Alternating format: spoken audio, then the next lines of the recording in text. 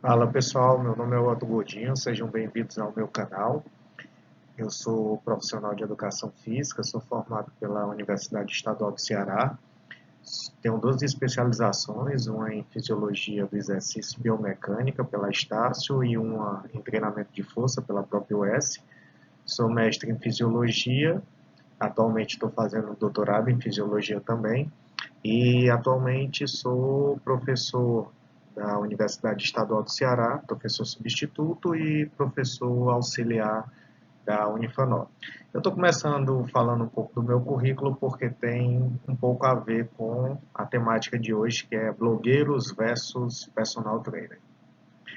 Quem aqui nunca foi abordado um pedido de um aluno para fazer o treino de um blogueiro ou de uma blogueira, mesmo quando você sabe que aquele treino não se encaixa dentro da rotina dele, ou é desnecessário, ou biomecanicamente é potencialmente lesivo, e mesmo assim, mesmo você tendo aquele contato diário com a pessoa, mesmo a pessoa tendo lhe contratado, às vezes sabendo o seu currículo, atribui mais know-how, afinal ela está pedindo treino de um blogueiro, a essa pessoa que muitas vezes não tem formação do que a você. Por que que isso acontece? Bom, existe um grande debate que é entre teoria e prática, né?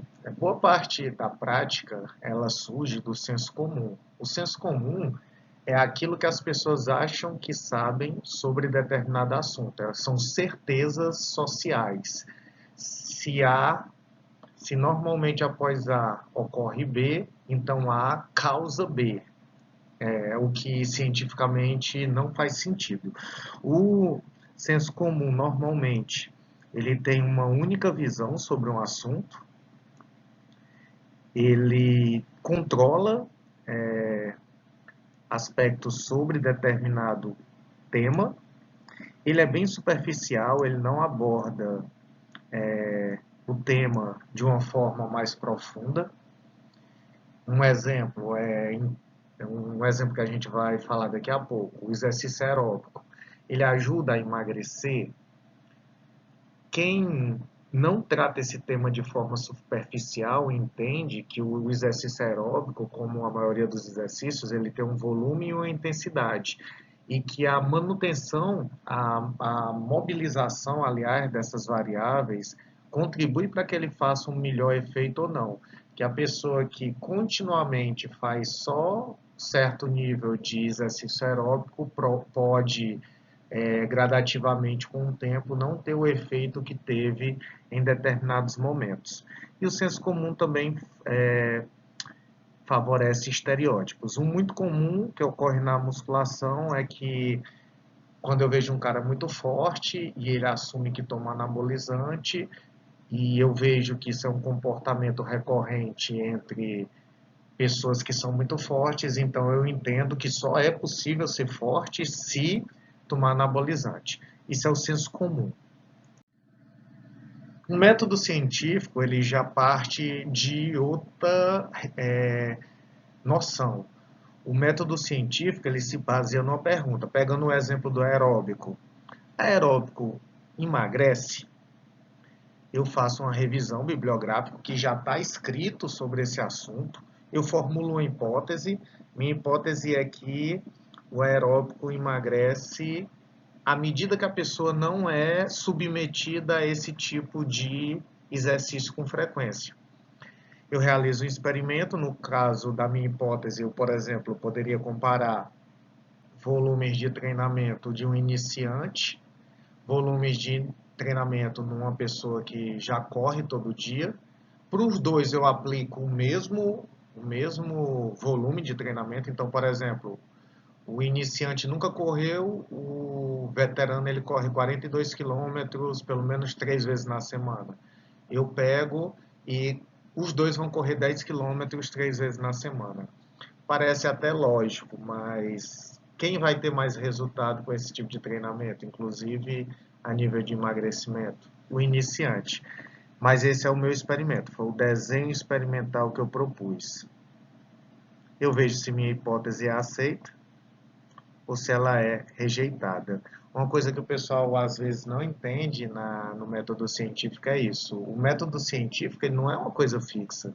Se a hipótese estiver errada, se refaz a hipótese, se reformula a hipótese.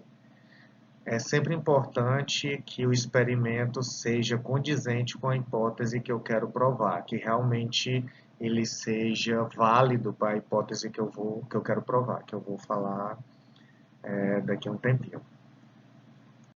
Ok, então um teste, quando eu uso o experimento que eu citei anteriormente, o meu teste ele tem que ser válido, ele tem que realmente medir o que ele se propõe a medir, ele tem que ser fidedigno. Muita gente confunde o que é fidedignidade, mas a fidedignidade é se aquela pessoa for submetida novamente àquele tipo de teste, ele vai ter o mesmo resultado. Se o teste é fiel àquele resultado que a pessoa obteve. E se o teste é objetivo, que se algumas pessoas utilizarem várias vezes o teste, utilizando o mesmo procedimento, vão ter os mesmos resultados. Um teste, ele só é adequado para um experimento quando ele engloba essas três situações. Reprodutibilidade, né, é a mesma coisa de objetividade. Para dar um exemplo aqui, eu tenho um teste de VO2 máximo, um teste de esforço cardiorrespiratório. Eu quero ver o quanto o meu atleta tem de capacidade de consumo de oxigênio e utilização desse oxigênio para as demandas metabólicas de um exercício X. Esse teste é válido?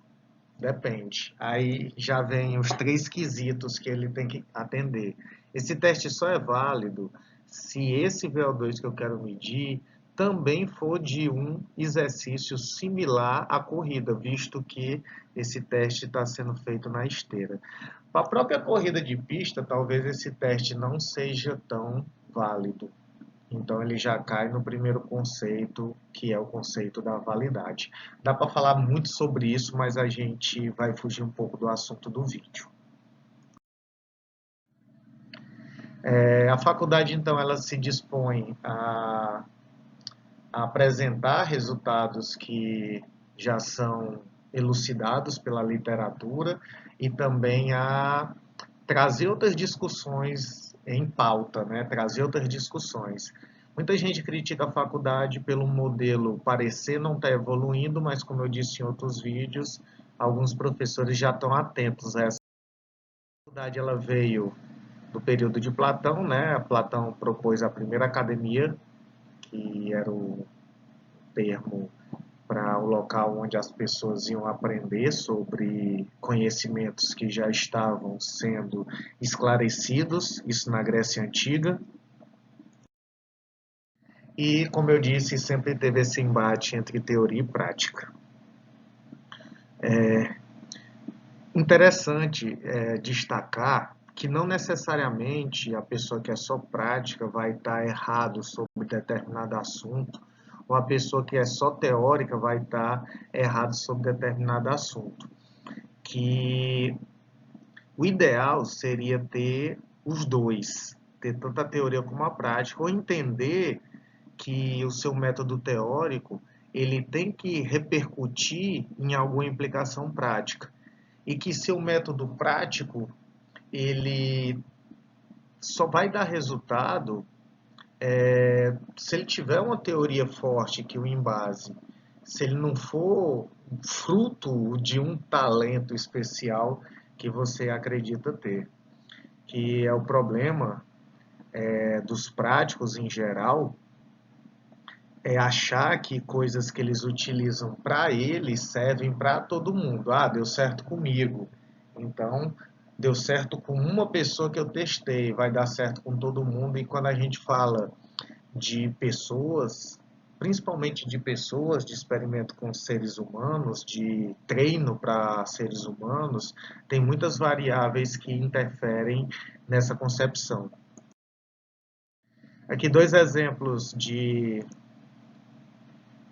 bem antagônicos, né, sobre a atividade física das redes sociais.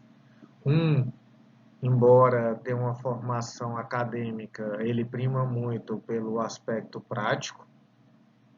O outro tem a formação acadêmica e prima muito pelos aspectos teóricos, mas é criticado por não mostrar a prática, né? Embora ele próprio diga que não é necessário ele estar de sunga para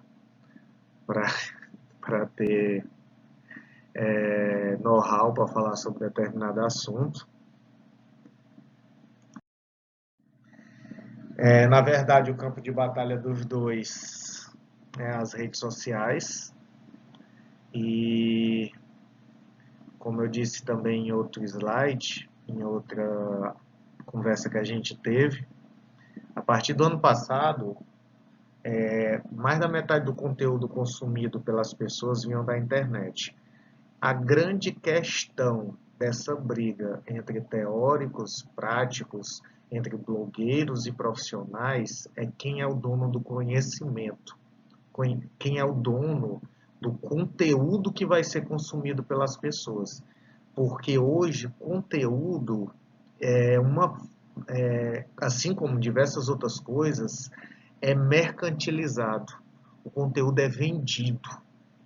Não existe mais aquela preocupação que é até humana, né, de passar o conhecimento. O conhecimento vai ser para quem merece aquele conhecimento, para quem está disposto a pagar pelo aquele conhecimento ou a dedicar horas para conseguir aquele conhecimento. E a internet virou um grande palco de briga a respeito disso. Welter, é impossível alguém que é só prático, ser autodidata, saber tanto como quem é formado? Não, não. A grande questão é que quem passa pela graduação, ele tem um atestado de que passou anos estudando sobre aquele assunto. Ele tem um atestado de que passou anos sendo testado, avaliado, medido sobre aquele assunto. Enquanto no caso do autodidata, a gente tem que acreditar que ele passou horas pesquisando sobre aquilo porque ele disse que pesquisou. E por não ter ninguém que o corrija, muitas vezes a gente vê erros básicos, erros que eu converso com alunos do terceiro, quarto semestre na concepção. Por que eu falei um pouco sobre métodos científicos? Porque muitas dessas pessoas não sabem interpretar resultados de artigo. Eu vou guardar isso aqui um pouco mais para. Como eu expliquei, a internet faz com que você entre no filtro bolha. O que é isso? Eu tenho algoritmos. Esses algoritmos tanto faz com que propagandas chatas apareçam no seu Instagram, no seu YouTube, em todo canto. Esse algoritmo ele reflete as pesquisas que você faz, esses dados são concedidos para empresas e essas empresas sabem que você é um consumidor daquele produto em potencial. O problema é que quando você começa a pesquisar sobre alguns temas, só para citar aqui um exemplo, não saindo do gancho, eu pesquiso sobre aeróbico não emagrece. Eu vou cair dentro de um mundo de informações que refletem esse tipo de pensamento.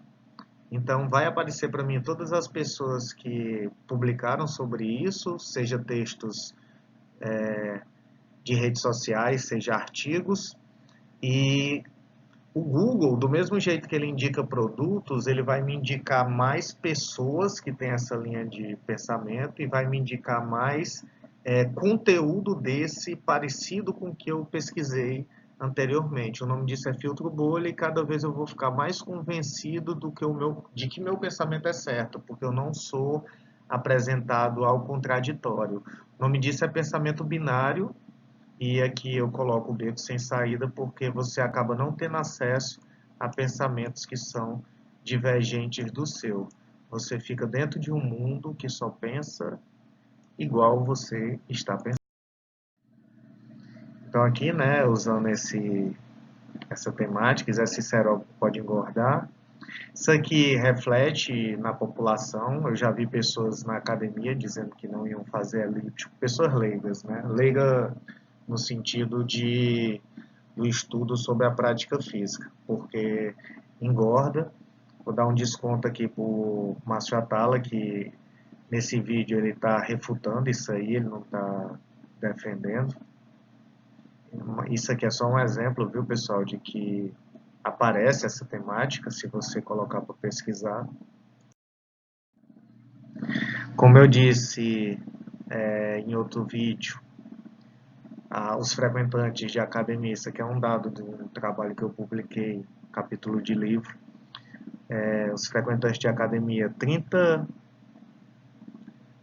agora eu estou enxergando direito, mas a gente vê que, pronto, 74% utilizam os meios virtuais de comunicação para pesquisar sobre alimentação, 58% para pesquisar sobre atividade física, então eles consomem muito esse assunto, eles entram naqueles filtros bolhas.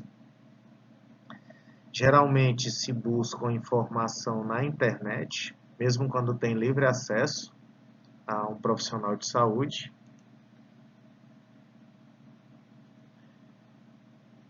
Isso aqui só reforçando, né? Aqui, mesmo tendo livre acesso ao profissional de educação física, a internet é mais consultada do que o profissional de educação física. Consequentemente, o blogueiro vai ter mais autoridade sobre aquele assunto.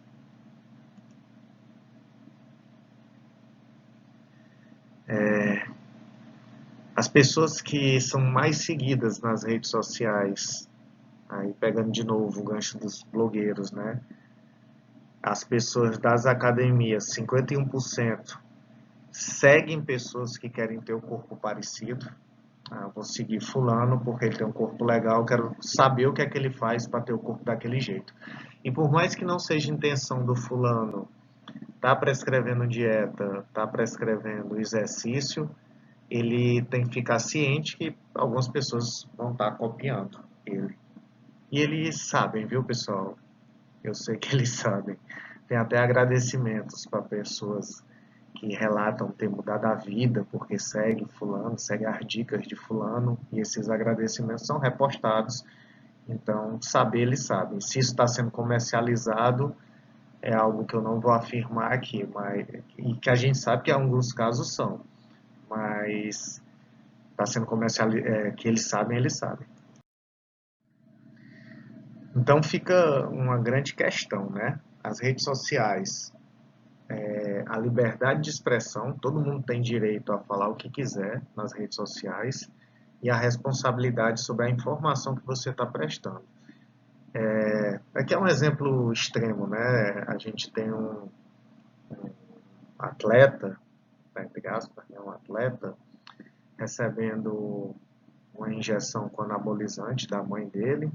Ele colocou que é a enfermeira particular dele. E esse atleta tem milhões de seguidores. Ele não está dizendo para ninguém fazer isso, mas a gente sabe que as pessoas copiam esse comportamento. E se entrar naquele filtro bolha, acha que o comportamento é normal. É normal, todo mundo toma anabolizante. Todo mundo que eu vejo na internet que tem um corpo legal toma anabolizante, porque caiu no filtro bolha, não viu outras opções e acaba achando normal esse tipo de coisa. Já falei sobre isso também, que essas pessoas, por não ter feito faculdade e por se achar conhecedor de um assunto, eles pregam esse tipo de mídia, né, que o empreendedor Mutela tem 4 faculdades, 2 MBAs e não sabe de nada, 11 razões pelo qual você não deve fazer faculdade. E lembrando, pessoal, que fora o título atribuir para a sociedade que você tem um domínio sobre aquele assunto, aqui no Brasil, algumas profissões são regulamentadas, como é o caso da educação física ou da nutrição. Então, pessoas que falam sobre esse assunto, que comercializam esse assunto, deveriam ser formadas nessas áreas em específico, são profissões que têm regulamentação, existem conselhos federais que fiscalizam o exercício dessas profissões. Outra falácia muito frequente é que você não precisa ter faculdade para ter dinheiro.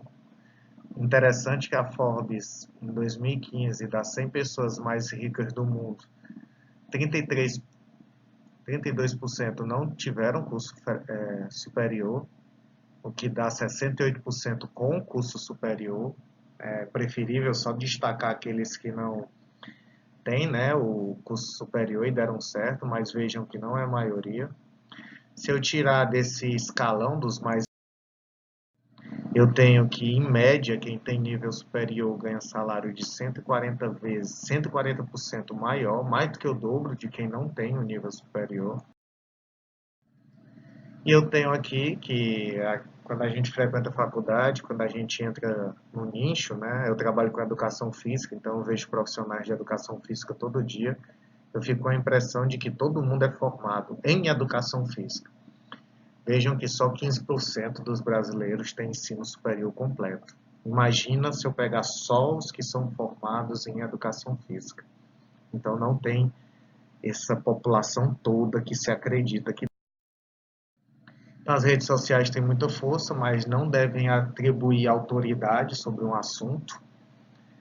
Ajudam na complementação da formação, mas você não deve achar que uma pessoa é autoridade no assunto pelo corpo que tem ou pela quantidade de seguidores que tem.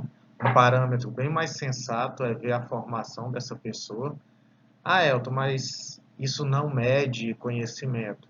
Mas cá entre nós, mede mais. Eu tenho um cara que tem um currículo, um mestrado. Eu tenho um cara que é bem sarado. Eu achar que um cara entende mais de exercício porque ele tem um corpo que é resultado de diversas coisas, não só do conhecimento dele, é pedir para se enganar, né? Isso aqui eu já mostrei também. A maioria das pessoas que dão dicas sobre saúde nas redes sociais não tem formação superior. Aqui tem exceções, viu? Entre esses que eu estou mostrando, tem exceções. As redes sociais para mídia convencional, como revistas, programas de televisão. E eu queria só encerrar esse vídeo dizendo que, mesmo você sendo contra o que os blogueiros falam, mesmo assim você pode ter um aprendizado com eles. Entender que eles chegam em certas posições, criam certa autoridade, ganham dinheiro com essa autoridade criada e poderia ser você que tem expertise no assunto nessa posição. Tá ok, pessoal? O vídeo durou um pouquinho mais do que eu pretendia, mas deixe seus comentários se ficou faltando